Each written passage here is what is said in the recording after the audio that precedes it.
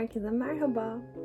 Bugün geçen videoda yapmış olduğumuz bu harika vapur rölyefinin rölyef deme nedenimiz de bu şekilde incecik oluşu.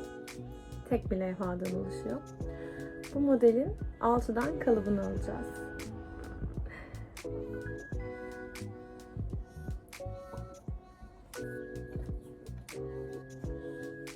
Evet arkadaşlar.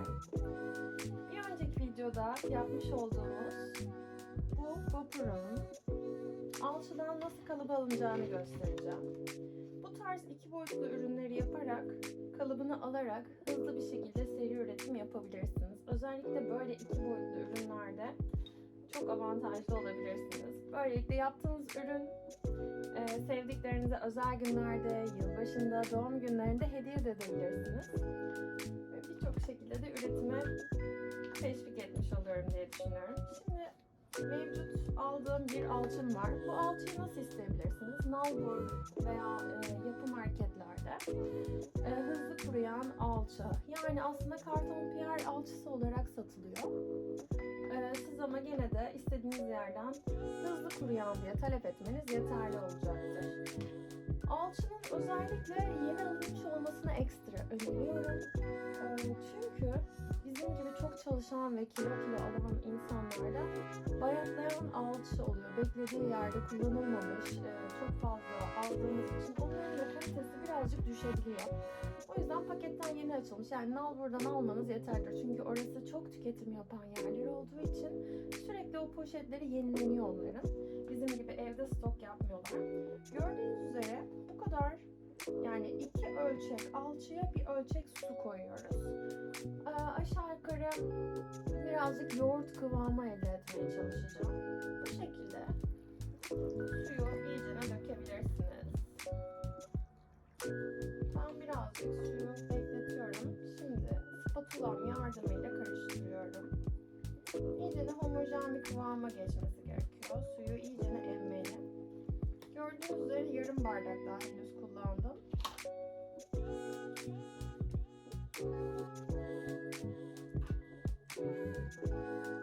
Bayağı yoğun bir kıvam üretmeye başladım. Daha net görmeniz için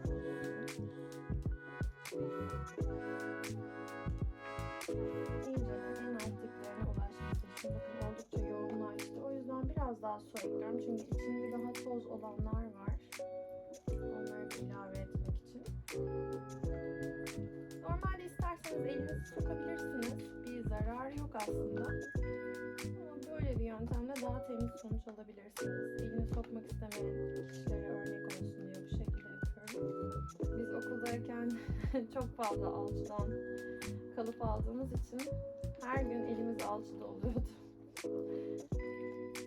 Yani iyi bir nemlendirici kullandıktan sonra düzenli elinizin bakımını yaptığınız sürece bir sıkıntı yaşamazsınız. Evde çocuklara pratik bu kalıbı kullanarak seri üretim objeler yaptırıp boyatabilirsiniz. Güzel bir doğum günü parti etkinliği de olabilir. Çocukların doğum gününde çünkü boyama etkinliğini onlar çok seviyorlar. Bakın bu şekilde çok güzel bir kıvama gelmeye başladı.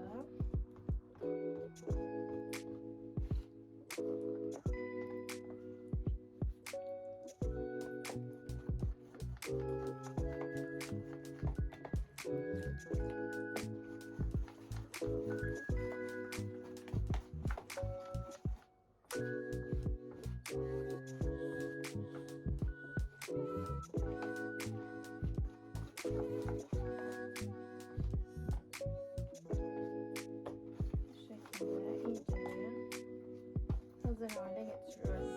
Ne kadar hızlı kuruyan bir alçı olmasına rağmen kuruması için belli bir zaman gerekecek. Ama ben videoyu hızlandıracağım. Alçı reaksiyona geçtiğinde ısınmaya başlayacak. Isınmaya başlayınca alçının tutmaya başladığını da anlayabilirsiniz. Bunu ayrıca bu kıvamı biraz daha koyu kullanarak tablo yapıyorsanız tablonuzun üzerinde çok güzel dokular elde edebilirsiniz. Ben daha aralarına da girip iyi bir kalıp çıkartması için bu kıvamda kullanacağım. Önce alçıyı kenara koyup heykelimin yüzeyine biraz daha ıslatıyorum.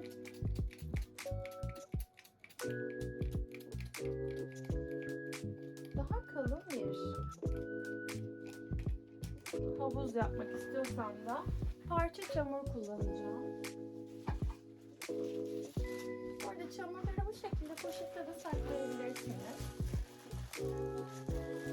Parça çamurları havuz yapabilmem için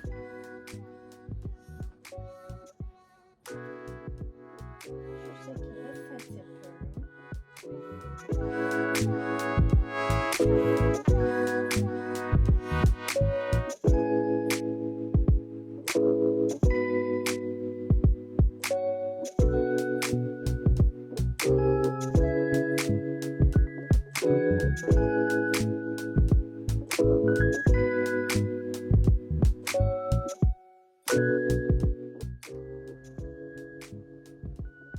Bu şekilde duvarlarımı ördüm.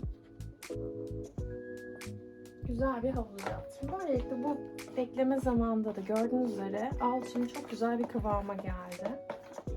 Şimdi bunu bu şekilde döküyorum. Korkmadan dökebilirsiniz. Artık taşabileceği yer yok.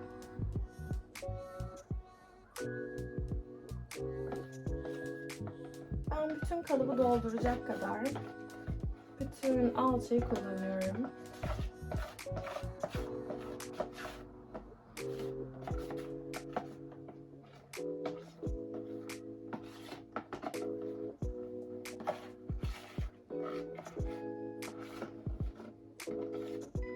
Bu tarz plastik bir kalıp tercih etmeniz işinizi kolaylaştıracaktır.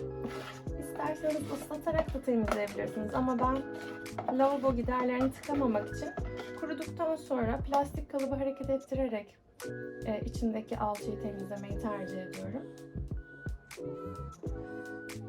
Böylelikle lavabolarınız veya gider delikleri de tıkanmamış oluyor. Çünkü sonuçta bu kuruyan ve kimyasal bir madde.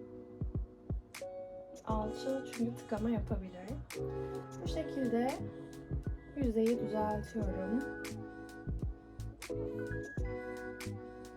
Düz bir kalıp olursa kalıbın diğer yönünü kullanırken daha rahat edebilirsiniz.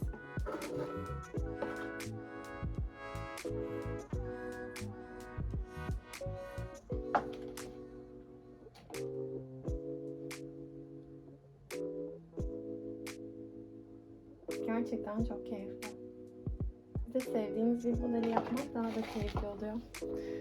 Evet, bunun kuruması için kısa bir mola veriyorum. Siz hızlanmış haliyle biraz sonra devam edeceksiniz.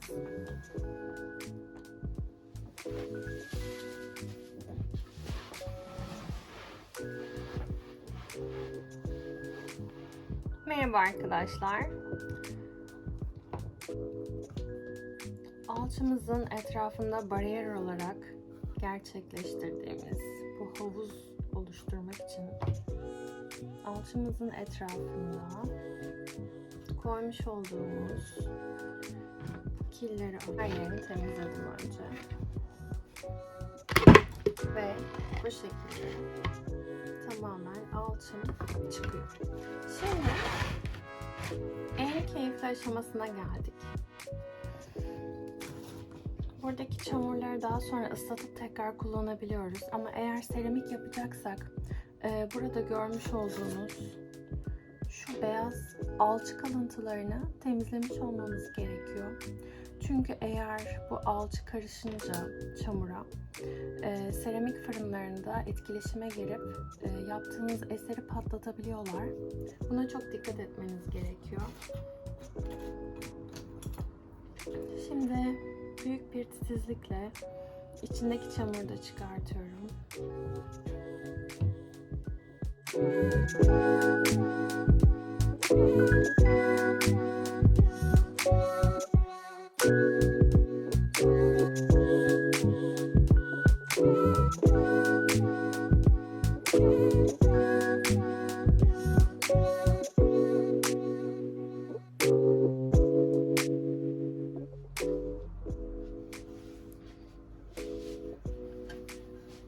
şekilde alçı kalıbının tamamını boşalttım.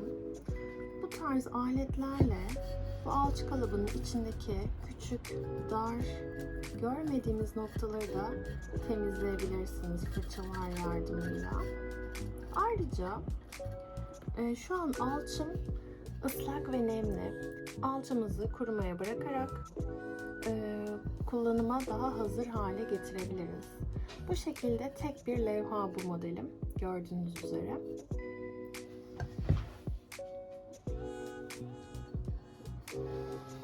Bu şekilde alçı kalıbımın içini tamamen boşalttım. Boşaltma aşamasında kullandığımız aletler bu şekilde. Bu ince fırça aletimizle içerisinde görmediğimiz minik, küçük olan alanları daha kolay temizleyebiliyoruz. Ayrıca şu an alçım ve çamurlar ıslak olduğu için buradan temizlemem daha zor. Bu nedenle güneşte veya kalorifer peteği gibi ısı kaynaklarından faydalanarak alçımı kurutabilirim. Kuruyan alçıdan içindeki çamurları temizlemem daha kolay olacaktır. Kendileri toz parçası gibi tıkır tıkır dökülecekler. Böylelikle alçım kullanılmaya da hazır olacak. Çünkü ıslak bir alçıda henüz işlem yapamayız. Bunun bir kuruması gerekiyor. Bir sonraki videoda bunun içine hazırlayacağımız evde herkesin evdeki mutfak malzemeleriyle yapabileceği havayla kuruyan kil tarifi vereceğim ve bu kalıptan nasıl bir 2 boyutlu vapur çıkartacağımızı göstereceğim. Çok keyif alacaksınız. Bir sonraki videolarda da Kız Kulesi ve 2 boyutlu vapur heykelimiz de olacak. Şimdilik burada bırakıyorum. Beğenip yorum bırakırsanız çok sevinirim. Görüşmek üzere.